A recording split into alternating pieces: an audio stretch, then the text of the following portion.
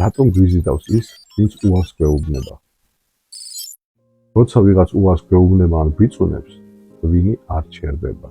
მეცნობიერი იწყებს თამაშს, დოფამინი გვაძლევს შეგრძნებას. შეიძლება ეს უბრალოდ დროებითი იყოს, სცადე კიდევ. ხოლო სტრესი გვიბიძგებს დავიბრუნოთ კონტროლი. და უცებ ადამიანის უარყოფა გარდაიქმნება მიზიდულობის ძალად. ჩვენ გვეუფლება ფიქრი.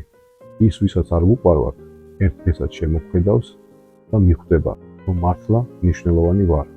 ეს არ არის სიყვარული. ეს არის ქვეცნობიერის შიდა თამაში. ბავშვობაში ვისგანაც ველოდით სიყვარულს, მაგრამ ვერ მივიღეთ, ეხლა მას ვეძებთ სხვასთან. ვერ აღვიქვამთ, რომ არასწორი ადამიანით საკუთარ ღირებულებას ვამოწმ. ქვეცნობიერი გვეუბნება, გაიმარჯვე, მოიგე მისი გული და შენ სიძლიერეს დაამტკიცე. მაგრამ ეს სქემა არასდროს სრულდება. ეს არის სიყვარულის იმიტაცია, რომელიც გკლავს. აი ზუსტად ამ დროს გვიცავს ენერგეტიკული ფილტრი და გვაშორებს ტოქსიკურ ადამიანს. მაგრამ ადამიანის ნება მაინც ყოველთვის სრულდება, მაგრამ ეხლა უკვე თავისი სტრესის ხარჯზე.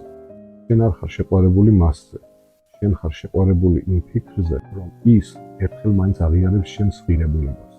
და რა არის გამოსავალი? გაიაზრე, შენ არ გჭირდება დამტკიცე, რომ მათგან ვინც ვერ გხედავს.